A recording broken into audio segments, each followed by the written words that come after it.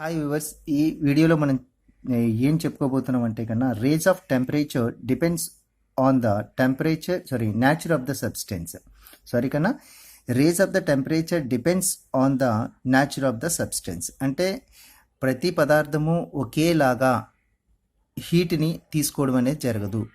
ఒక్కొక్క పదార్థం ఒక్కోలా హీట్ని తీసుకోవడం అనేది జరుగుతుంది అనేది మనం ఈ వీడియోలో చెప్పడం జరుగుతుంది.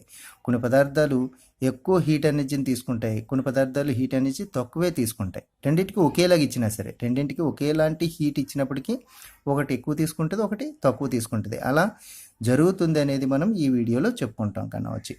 దీనికోసం మనం ఫస్ట్ ఏం చేద్దామంటే కన్నా టేక్ ఏ లార్జ్ జార్ని జార్ని తీసుకుందాం విత్ వాటర్తో తీసుకుందాం కన్నా అండ్ హీట్ ఇట్, దాన్ని మనం వేడి చేద్దాం. Next take 2 boiling test tubes with single whole corks తీసుకుంటాము. నెక్స్ట్ ఇంకోటి ఏంటంటే 10 టెస్ట్ ట్యూబ్లు, వేడి చేయడానికి టెస్ట్ ట్యూబ్లు స్పెషల్గా ఉంటాయి కన్నా అవి తీసుకోవాలి. అంటే బాయిలింగ్ టెస్ట్ ట్యూబ్ అంటారు. బాయిలింగ్ టెస్ట్ ట్యూబ్ తీసుకొని సింగిల్ హోల్ కార్క్స్ అంటే ఏంటి, ఒక సింగిల్ హోల్ ఉన్నటువంటి కార్క్స్ని తీసుకుంటాం వచ్చి కన్నా. నెక్స్ట్ ఒక చెస్ట్ ట్యూబ్ని మనం ఏం చేస్తామంటే కన్నా 50 గ్రామ్స్ వాటర్తో ఫిల్ చేస్తాము. అదేవిధంగా సెకండ్ 50 గ్రామ్స్ ఆయిల్తో, coconut oil or any oil తోటి ఫిల్ చేద్దాం కన్నా వచ్చి. అంటే one of them is filled with 50 grams of water and other with 50 grams of oil. Okay, ఈ విధంగా ఫిల్ చేయడం అనేది జరుగుతుంది కన్నా. ఇప్పుడు మనం 2 థర్మామీటర్స్ తీసుకోవాలి కన్నా. ఈ 2 థర్మామీటర్స్ని సింగిల్ హోల్ ఉన్నటువంటి, ఇక్కడ చూసారు కదా సింగిల్ హోల్, దీనికి రబ్బర్ కార్క్ అంటారు దీన్ని, ఇది ఒక రబ్బర్ కార్క్.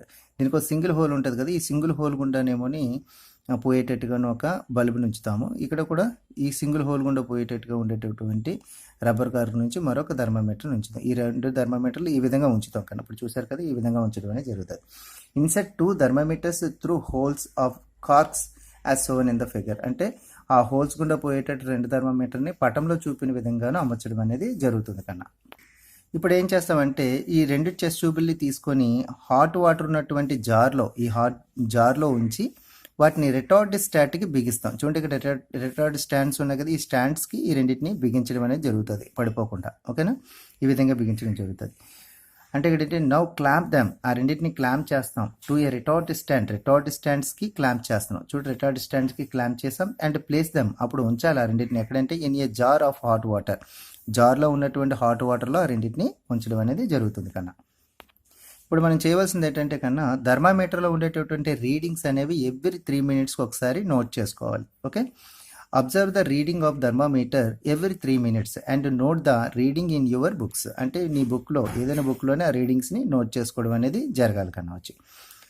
నెక్స్ట్ ఇక్కడ హాట్ వాటర్ అనేది దీనికి ఎంత హీట్ ఎనర్జీ ట్రాన్స్ఫర్ చేస్తుందో దీనికి కూడా అంతే హీట్ ఎనర్జీని ట్రాన్స్ఫర్ చేస్తుంది. ఇందులో ఉన్నటువంటి వాటర్కి అంతే హీట్ ఎనర్జీ ట్రాన్స్ఫర్ చేస్తుంది, ఆయిల్కి కూడా అంతే హీట్ ఎనర్జీని ట్రాన్స్ఫర్ చేస్తుంది. ఎందుకంటే రెండు కూడా ఒకే హీట్ ఉన్నటువంటి వాటర్లో కదా ఉన్నాయి. ఎస్, అప్పుడు దీనికి ఎంత హీట్ ఇస్తుందో దీనికి కూడా అంతే హీట్ ఇస్తుంది కదా కన్నా. కానీ వీ అబ్జర్వ్ దట్, మనం ఒకటి పరిశీలిస్తాం ఏంటంటే the rate in temperature of the oil is higher than temperature of water. అంటే ఇక్కడ ఆయిల్ అనేది తర్వాత మీరు ఏం చేస్తారంటే ఇందులో రీడింగ్ చూసినట్టయితే ఆయిల్కి టెంపరేచర్ అనేది ఎక్కువ ఉంటుంది, వాటర్కి మాత్రం టెంపరేచర్ తక్కువ ఉంటుంది. దీన్ని బట్టి మీకు పరిశీలించింది ఏంటంటే కన్నా కొన్ని సబ్స్టెన్స్లు అనేవి, కొన్ని పదార్థాలు అనేవి ఎక్కువ హీట్ని తీసుకుంటాయి, కొన్ని పదార్థాలు తక్కువ హీట్ని తీసుకుంటాయి అనేది దీన్ని బట్టి మనకి అర్థమవుతుంది వచ్చి. అంటే we conclude that the rate of temperature depends on the nature of the substance. అంటే ఆ పదార్థాన్ని బట్టి అది తీసుకునే స్వభావం మారుతుంది. వాటర్ అనేది స్లోగా హీట్ని తీసుకుంటుందని, ఆయిల్ మాత్రం త్వరగా హీట్ని తీసుకుంటుంది అనేది దీన్ని బట్టి మనకు అర్థమైంది. అంటే పదార్థానికి కూడా హీట్ని తీసుకునే స్వభావం మారుతుంది అనేది మనకి ఈ యాక్టివిటీలో మనకి అర్థమైంది కన్నా. ఓకే, నోట్స్ కూడా చూసేద్దాం. ఇక్కడ ఏంటంటే రేజ్ ఆఫ్ టెంపరేచర్ అంటే టెంపరేచర్ పెరగడం అనేది దాని మీద డిపెండ్ అవుతుంది. దీని మీద అంటే on the nature of the substance, పదార్థం పైన ఆధారపడుతుంది. రెండు ఒకేలాంటి పదార్థాలు అయితే ఒకేలా రేజ్ అవుతాయి, వేరువేరు పదార్థాలు అయితే వేరువేరుగా రేజ్ అవుతుంది అనేది యాక్టివిటీ 5 చెప్తుంది. కానీ యాక్టివిటీ 5 ఇది హీట్ లెసన్లో. టేక్ ఏ లార్జ్ జార్ తీసుకుంటాం, లాంగ్ జార్ తీసుకొని విత్ వాటర్తో ఫిల్ చేసి ఉంటుంది అండ్ హీట్ చేయడం అనేది జరుగుతుంది. ఎంతవరకు హీట్ చేయాలనేది రాయవసరం లేదు తల్లి, దాన్ని హీట్ చేయాలి. నెక్స్ట్ ఏంటంటే take 2 boiling test tubes, 2 test tubes, boiling test tube తీసుకుంటాం విత్ సింగిల్ హోల్ కార్క్, వాటితో పాటు సింగిల్ హోల్ ఉన్నటువంటి కార్క్స్ని కూడా తీసుకోవడం జరుగుతుంది కన్నా. నెక్స్ట్ వన్ ఆఫ్ దెమ్, ఆ రెండింటిలోని వన్ ఆఫ్ దెమ్, అందులో ఒక దాంట్లో filled with 50 grams of water fill చేస్తాం, and other with 50 grams of oil అనేది ఫిల్ చేయడం అనేది జరుగుతుంది కన్నా. ఒక డయాగ్రామ్, ఇది డయాగ్రామ్ వేసుకుంటారు. అయితే ఫిల్ చేసిన వాటరు అండ్ ఆయిల్ అనేవి బోత్ అట్ రూమ్ టెంపరేచర్, ఆ రెండు కూడా రూమ్ టెంపరేచర్ వద్ద ఉన్నాయని మనం అనుకుందాం కన్నా వచ్చి. నెక్స్ట్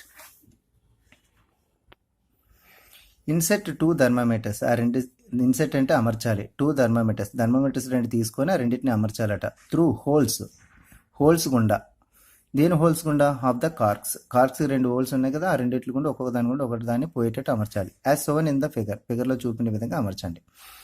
నౌ క్లాంప్ దెమ్, అప్పుడు క్లాంప్ చేయండి దేన్ని? టు ఏ రిటార్డ్ స్టాండ్కి క్లాంప్ చేయండి. ఏంటి క్లాంప్ చేయాలి? ఆ 2 టెస్ట్ ట్యూబ్ని రిటార్డ్ స్టాండ్కి క్లాంప్ చేయాలి వచ్చి. అండ్ ప్లేస్ దెమ్, అప్పుడు క్లాంప్ చేసి ఎక్కడ ఉంచాలి? Place them in a jar of hot water, జార్లో హాట్ వాటర్ ఉంది కదా, అందులో ఉంచాలి వచ్చి. Observe the reading of thermometer every 3 minutes, every 3 minutesకి థర్మామీటర్లో రీడింగ్ని మనం పరిశీలించాలి. And note them reading in your నోట్బుక్లోని రాసుకోవాలి.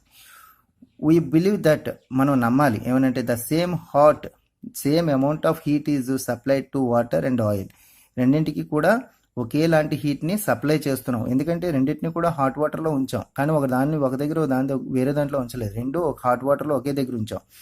కాబట్టి వీ బిలీవ్ దట్, మన నమ్మాలి ఏంటంటే the same amount of heat is supplied to water and oil, వాటర్కి ఎంత హీట్ ట్రాన్స్ఫర్ అవుతుందో ఆయిల్కి కూడా అంతే హీట్ అనేది ట్రాన్స్ఫర్ అవుతుందని మనం నమ్మాలి. వీ అబ్జర్వ్ దట్, అప్పుడు మనం పరిశీలిస్తాం ఏంటంటే the rate of in temperature of oil is higher than, we observe that the rate of temperature